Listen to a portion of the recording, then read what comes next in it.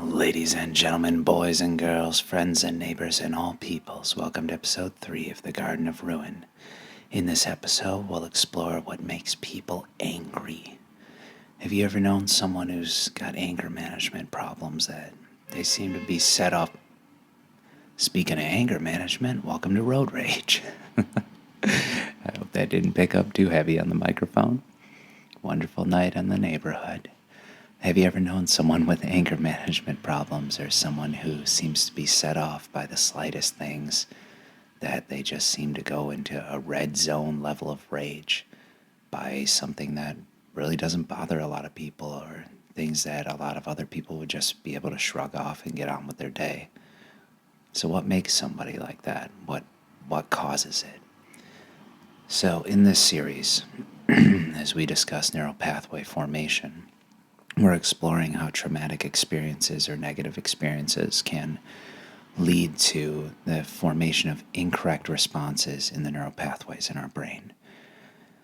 And an example of someone who does have anger management issues, it's often believed that anger stems from a perceived vulnerability or a threat that somebody sees in front of them or hears or experiences, or it threatens something of their core values. It threatens something that they believe in or something they stand for. So they move from being scared to becoming angry. And so what would make somebody hit a point where they're just angry, that they're not even necessarily being stimulated to be angry or being pushed in a way that should make them angry? They're just constantly angry. And this one does kind of have a pretty classic example of trauma. And it's really an exploration or a discussion on very traumatic events that often lead to anger management problems. And a very good example that I heard once is that someone has an experience where, whether it was in childhood or their early adulthood or something else, and they get beat up or they get assaulted or hurt by somebody that's wearing a yellow t-shirt.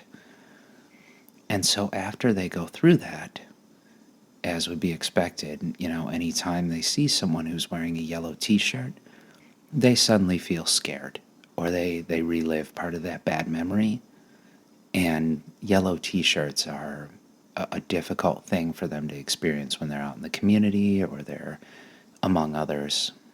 But as that response continues to happen in their brain, the yellow t-shirt leading to them feeling fearful or leading to them feeling afraid, their body produces adrenaline that surrounds that experience, right? And so when they're reliving parts of the experience, they then have fear that surrounds the situation. So as time goes on, the brain continues to form this neural pathway, and the neural pathway starts to evolve or to strengthen, or solidify itself. And the fear of the yellow t-shirt suddenly is the same fear that's manifested when the person sees yellow cars. So now yellow t-shirts and yellow cars are causing that same fear and that spike in their adrenaline. And it moves on, and as time goes on and the neural pathway continues to become more and more reinforced by this fear of yellow t-shirts and yellow cars, it moves to the point where the brain then, anytime it sees the color yellow, goes into a state of panic. And eventually, as time goes on, the excess adrenaline and all of the things that happen to this person, it moves from a state of fear where when adrenaline shot out into our body, it brings a response of fight or flight, that we either run like crazy or we try to fight our way out of a situation. And eventually we stop being afraid, and we usually then move to a fighting response.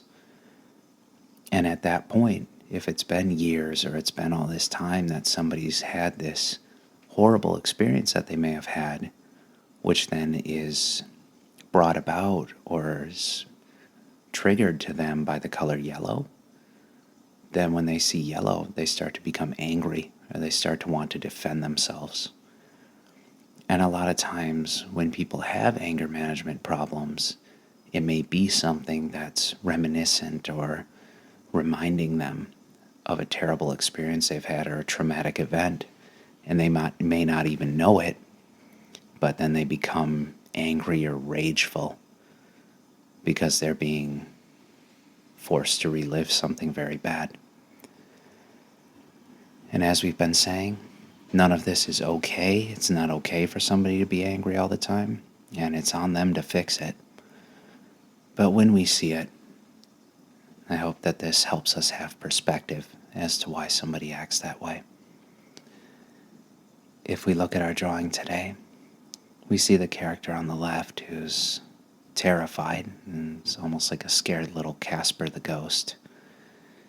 And on the right, that character has become this hardened, angry weed or trunk, and it's just constantly in a state of rage.